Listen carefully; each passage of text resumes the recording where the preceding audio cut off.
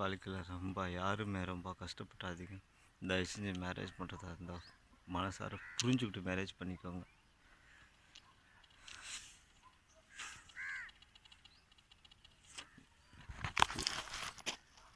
நான் நினச்சிருந்தா இங்கே பாருங்க,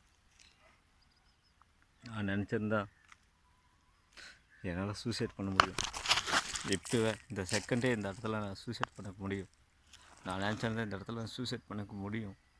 என்னால் அந்த வலியை தாங்க முடியல. அந்த ஒரு காரணத்தினால தான் நான் இந்த சூடு வச்சேன் என் மேலே. நான் இந்த சூடு வச்சுக்கிட்டேன் என் மேலே. என் ஒய்ஃபு தேவையில்லாமல் சந்தேகப்பட்டுருக்கேன். என்னால் அந்த வலியை தாங்க முடியல. ஒரு ஆவல் பையனாக இருந்துட்டு தேவையில்லாமல் ஏன் அழுகணும்? ஆனால் இருந்தாலும் என் ஒய்ஃபு நான் உண்மையாக லவ் பண்ணுறேங்க. உங்களுக்கு புரியுமா என்னன்னு தெரியல. என் ஒய்ஃப் நான் உண்மையாலும் லவ் பண்ணுறேன். என் ஒய்ஃபுக்காக நான் என் ஒய்ஃபுக்கு நான் இன்றைக்கி வரைக்கும் நான் துரோகம் பண்ணுறேன்னு நான் நினைக்கல. உண்மையெல்லாம் மனசார லவ் பண்ணுறேன். என் ஒய்ஃபுக்கு நான் துரோகம் பண்ணாமல் நான் இன்றைக்கி வரைக்கும் சாகிற வரைக்கும் நான் லவ் பண்ணிவிட்டு நான் அப்படியே இருப்பேன் என் ஒய்ஃப். ஆனால் என் ஒய்ஃப் என்னை புரிஞ்சிக்கல. என் ஒய்ஃபுக்காக தான் நான் இன்றைக்கி வரைக்கும் என் ஒய்ஃப் தான் உலகம்னு சொல்லி என் ஒய்ஃபையை நினச்சிக்கிட்டு நான் வாழ்ந்துட்டுருக்கேன். அது என் ஒய்ஃபுக்கு புரிய மாட்டேங்குது. ஏன் புரிய மாட்டேங்குதுன்னு தெரியல. உண்மையான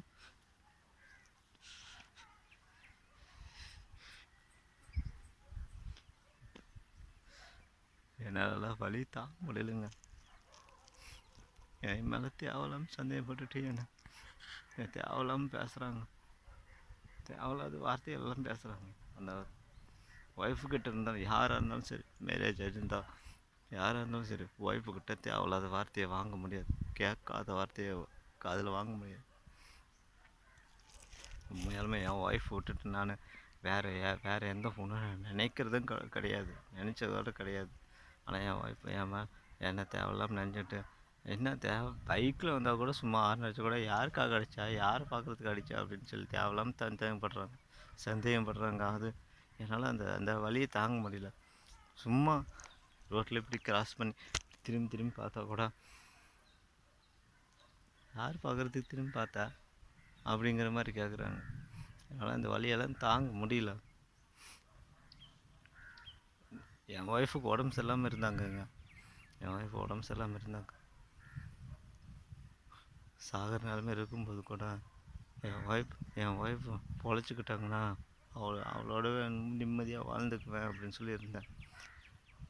இறந்துட்டாங்கன்னா நானும் எங்கள் அத்தை எல்லாம் ஒரு மட்டும் சூசைட் பண்ணிட்டு செத்து போயிடலாம் அப்படின்னு முடிவில் இருந்தேன்.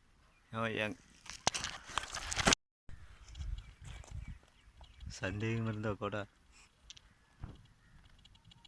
எங்கள் அத்தைக்கிட்ட கேட்க சொல்லுங்கள் ஒரு வார்த்தை.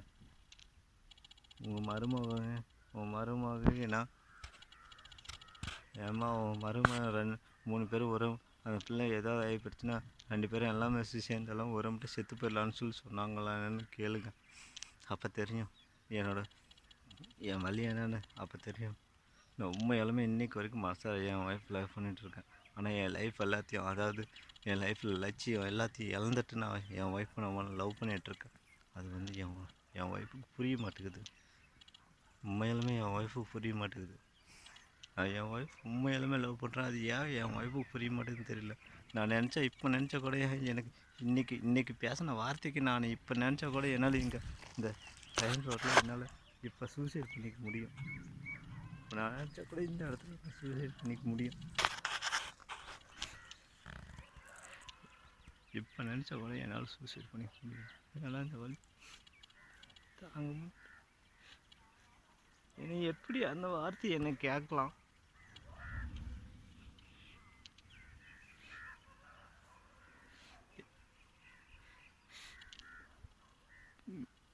எப்படி அந்த வார்த்தையை கேட்கலாம்?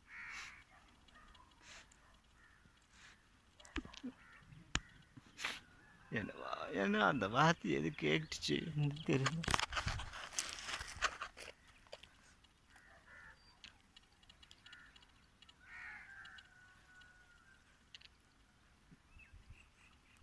நல்லா மெச்சூர்டாக இருக்கிற பொண்ணு பார்த்து மேரேஜ் பண்ணி நல்லா இருங்க.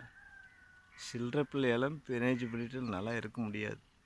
நல்லா மெச்சூர்டாக இருக்கிற மெக்கரமாக இருக்கிற பிள்ளைய மேரேஜ் பண்ணி நல்லா இருங்க.